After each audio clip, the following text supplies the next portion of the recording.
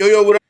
Executive decisions, special edition executive decisions, NBA offseason power rankings. I got a top 10. As far as power rankings in the NBA, kind of a combination of how their offseason has gone so far, what could be remaining in their offseason, and what I think the team could be to start the upcoming NBA season. So I wanted to get some NBA content, some basketball content out there. So we're going to hop into that. But before we do, I want to welcome everybody to the all new Fantasy Executive or the Executive Network right here on YouTube. Please do the homie a big favor and hit that subscribe button. Drop a like on the video. Leave a comment if you disagree with something. You know what I'm saying? We got to try to build this joint up pretty quickly because I got a little girl I got to send to college. You know what I'm saying? And if you want to help minority children, you know what I'm saying? Go ahead and subscribe. Give the boy a like. Drop a comment. You know what I'm saying? Let's get this algorithm rocking and rolling for the executive network. You know what I'm saying? They spent a long time keeping your boy out of the regular mainstream media, so we had to go at it ourselves. So, you know what I'm saying? Give the homie a hand and let's build this thing together. So let's hop into it. I'm gonna go 1 through 10 NBA offseason power rankings. Go through some of the things that we've seen so far in the NBA offseason. Give some of my thoughts. Still got plenty of time before rubber meets the road, but let's go ahead and hop in here right now. Number one team coming into the season, for my opinion, it's going to be the Milwaukee Bucks. I know you can say, hey, exec, why would you put the Milwaukee Bucks at number one? Obviously, considering the disappointment or the failure, Giannis didn't want to call it that, but it's true. The failure that took place with the Milwaukee Bucks last season, once again, number one seed. They get bounced by the 8th seed Miami Heat. And listen, we saw that the Miami Heat was not a regular 8th seed. They were a juggernaut. Took the joint all the way to the NBA Finals. But still, a healthy Giannis in that series could have made a difference. Now, Hero got hurt as well. You know what I'm saying? But this offseason, they take care of Lopez. They take care of Chris Middleton. The changing of the head coach is interesting. Adrian Griffin comes in, replaces Budenholzer, who was there forever. Oh, well, who was there championship run. Giannis still prime, top of his career. I think a healthy Buck team is probably still the best regular season team in the NBA. Probably would have to be, not the favorite, but I would say up there going into the season. Even with a new head coach, we've seen first-year head coaches have success recently. Obviously with Ime Udoka, Darvin Ham, hell, Steve Kerr. You know what I'm saying? He had success in his first season in Golden State as well. So if you come in there to the right situation, which I believe Griffin is, should be able to have some success right away. Budenholzer, not a bad head coach, but you got to imagine that voice was kind of getting probably stale in that locker room, not to mention the fact he had some disappointing runs. But I'm going to start with the Milwaukee Bucks as the number one team in my offseason power rankings. Number two, I'm going to go with the champion, the Denver Nuggets. Shout out to the world champion Denver Nuggets. Now, they did lose a couple of pieces they did lose a couple of pieces in Bruce Brown and Jeff Green. They did bring Reggie Jackson in, but obviously the core group with Jokic, with Murray, and with MPJ is really what this team is about, and health is going to be critical for them going forward. But you can't really sleep on what the Denver Nuggets are. I think they did lose some pieces that was critical, though, and I think the Western Conference could get a little bit tougher this year. But still, the Denver Nuggets are going to be one of the teams that's going to be there. You know what I'm saying? When we get to next spring, going into the summertime, talking about the NBA Finals and the NBA playoffs. So another season coming up for the Denver Nuggets. Can they repeat? That's going to be tough to do. But obviously, you can't move along without the Denver Nuggets. Now, the third team on my offseason power rankings can move up to the one seed just like that. Obviously, I'm talking about the Miami Heat. And if they pull off the deal that would allow them to acquire Damian Lillard, it'll probably take Tyler Hero in some picks. But still, you get Dame, you get Jimmy Butler, you get Bam, you get Miami Heat culture, you know what I'm saying? And that should probably make the Miami Heat the favorites. And I do think the Lillard thing will happen. it could be some teams standing in the way, preferably the Philadelphia 76ers. We'll get to them a little bit later on. But, right now Miami is 3 with an arrow. They could move up to 1, obviously, if Damian Lillard joins that crew down there in South Beach. They do lose Strus and Vincent in the offseason. But here's the thing. A part of Heat culture is next man up. So they draft Jaquez, who I think is fantastic for what they do. Should fit like a glove down there in Miami. They got a next man up mentality that Miami Heat culture, Spoelstra, Jimmy Butler embody that, you know what I'm saying? So right now Miami is number 3, but we come back, Damian Lillard's on that team, they'll move up to the number 1 team in the power rankings. With number 4, I'm going to go back to the Western Conference, and you know what? This was the team that was the Memphis Grizzlies I'm speaking about, the 2nd seed in the West through the majority of the season last year. Finished that way. Now, listen, everybody's going to talk about the season and the offseason, the start to the offseason that Ja Morant had. But this is a team that still, they lost to the Lakers, but they still were down Steven Adams. They still were down Brandon Clark. And then obviously, you know what I'm saying, with Dylan Brooks and things getting out of hand and stuff like that. The Grizzlies were a first-round exit. And then Ja gets in trouble. Everybody that's into that suspension porn upset that Ja only gets 25 games. So basically, Ja is going to miss the offseason tournament. I still think Morant will appeal and get that number lowered, and maybe Morant is around for the in-season tournament. But, Morant will probably be back early December, right? Matter of fact, I think if the way the schedule should fall, if the Grizzlies was to make it to the playing tournament, the in-season tournament championship, Morant will probably be back that weekend. That's normally when you'll see about game 26 of the NBA season. Like I said, don't be surprised if there is a reduction through if Morant challenges the decision. So I think that could something that's out there. But listen, I think the Memphis Grizzlies, who first of all, they have an excellent head coach. They always draft well. They bring the right people into the organization. I think when Morant gets back, he's going to be ready to rock and roll and put all that foolishness behind him. Because no matter what you say about Morant, it doesn't affect him on the court. He's still one of the best players in the NBA, right? Now you bring Marcus Smart in there. You help make that culture better. Marcus Smart has been to the places that Morant and crew is trying to get to. So I think it helps them in that stretch when, until Morant gets there. But then when Morant gets there, Smart is still in that locker room. He's still a veteran presence. I think the Memphis Grizzlies bounce back in a big-time way. I got the Grizzlies at 4 right now in my offseason rankings. A lot of people probably going to disagree with that. But it's my offseason rankings, and, leave it in the comments. You feel what I'm saying?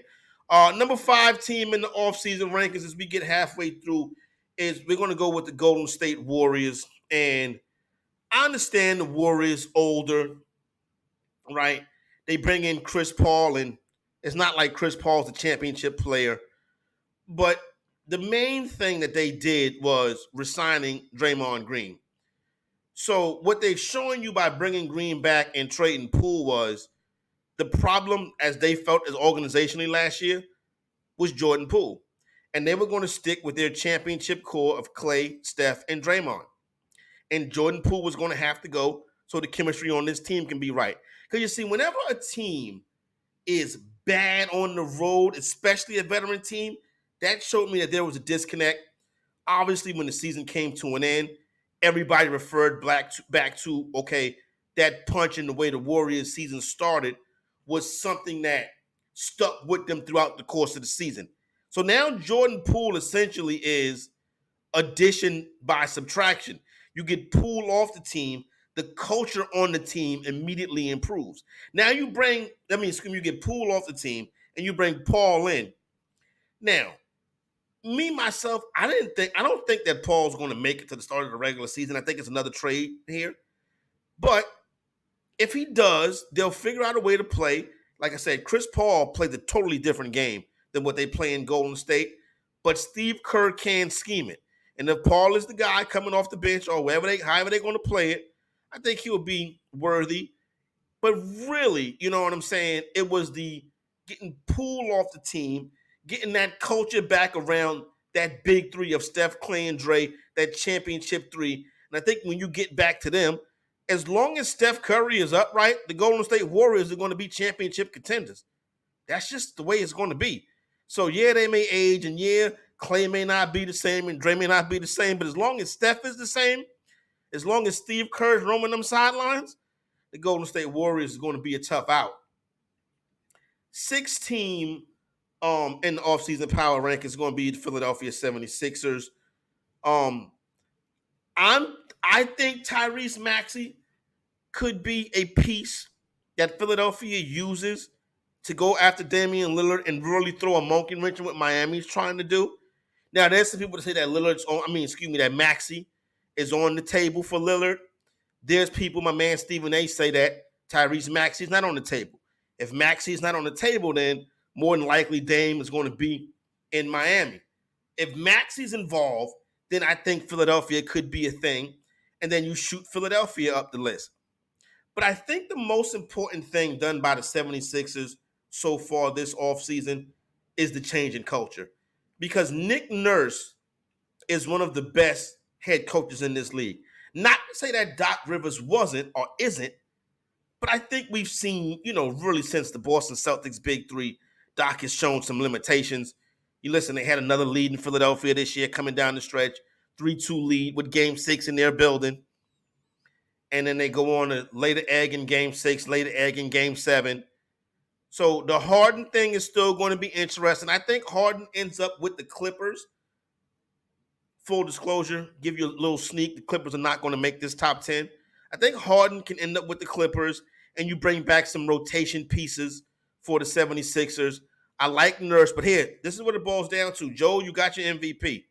Now it's time to make sure that you are in good health, in good shape, so you can be there in the stretch down in the playoffs playing your best basketball. That's what we need to see from Joel Embiid, is for him to be conditioned and ready to go. So I'm going to go with the 76ers at 6. Could be a little bit controversial, but I'm stick there. Now, I know there's going to be a lot of controversy over this one right here because my 7th team is the Boston Celtics. A lot of people that think the Boston Celtics is, could be top 3 in this list.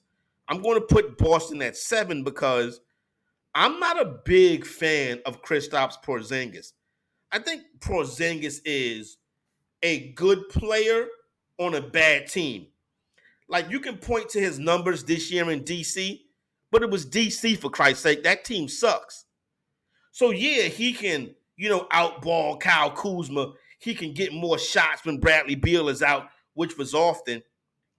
But for the most part, if you're going to be in a competitive nature and want to play to the limits that the Boston Celtics and their fans expect them to play, then Kristaps Porzingis is not going to be good. Like I said, it's a good player on a bad team. I think losing Smart makes them worse. So I got Boston as a team. Listen, Miami had a 3-0 lead. Yeah, they did connect and they came back. They got their ass handed to them in Game 7. Miami showed them about that Heat culture and what's up. Mazzulla had a decent year. He had some ins and outs at times in the playoffs. For the most part, he's solid, he's straight. But to think that it's going to get done and they go back to the top of the Eastern Conference because they added Porzingis. Porzingis got ran out of New York. Porzingis got ran out of Dallas. Porzingis got ran out of DC. I'm not a big Kristaps Porzingis guy, particularly when you're trying to put championship around, a championship team together. Championship and Kristaps Porzingis don't go together. Number 8 team, I'm going to go with the Phoenix Suns. I know you're going to think this is late for a team that got Kevin Durant, got Devin Booker, went out there and paid big money for Bradley Beal. But it's the stars and scrubs approach. You know what I'm saying? They did a good job adding Eric Gordon on the veteran minimum. That's great. You got upside guy like Bobo, you know what I'm saying, who never don't seem to hit. So, the roster is top heavy. I don't know if there's enough depth on this team to compete. Because now you're going to really have Booker doing the majority of the work because he's going to play the most games. Beal and Durant are not going to play a ton of games. You know what I'm saying? So they may give it some effort from time to time, but they're going to have their nicks and knacks and banged up. And I don't want to say load management, but they're going to have to get their rest throughout the course of the season if they're going to make that playoff run. I worry about where they would be seated because I don't know if this is really going to be a team that wins a lot. I think Monty Williams fixed the culture around the Phoenix Suns. And I think by getting rid of him, you lose some of that culture. Vogel comes in there, Kevin Durant, bring in Bradley Beal. I don't really know if this type of super team right here is going to work, especially with that stars and scrubs approach. So I got the Phoenix Suns at 8. You don't like that. You're definitely not going to like the Lakers at 9. I think you guys still got to remember the Lakers came into the playoffs last year as a 7th seed. LeBron James is a year older. That probably won't make much of a difference anyway. They signed and brought in the pieces. They fixed their team. So I'm going to go with the Lakers at 9. I don't think that's a bad spot for the Lakers. I still say that some of the other teams in the Western Conference are ahead of them. Now, they're not going to have the advantage of going at a hobbled Grizzlies team in the first round this year if they finish that, if they finish in that play-in tournament range. They did take care of the Golden State Warriors, give them credit for that. But they were not competitive versus the Denver Nuggets at all. I think they're a solid team, a top 10 team, but let's not act like the Lakers are the class of the Western Conference. And finally, number 10, I'm going to go with the Dallas Mavericks. I'm still looking at talent with Dallas, and maybe I'm the one that's only buying into it. Luka, much like Embiid, needs to be in shape. You know what I'm saying? I think they figure out a way to get this thing working with Kyrie Irving. I still trust Kid. I think some of the pieces they've added in the offseason kind of fit what they want to do. So I look at Dallas and say, I think Dallas can hop back into it right here. So I got Dallas as number 10. So there you go right there. That is the fantasy executive. That's your boy Corey Parson, the execs. NBA offseason power rankings going into the month of August. Obviously, the Damian Lillard saga is going to be something that we keep an eye on to see what changes in the NBA. So don't forget to hit that subscribe button. You want to comment, drop a comment in there. You disagree, whatever the case may be. You think the exec is off his rocker. Hop in there and tell me that. I got no problem with that. You know what I'm saying? We can put a couple of dollars on it if you want to.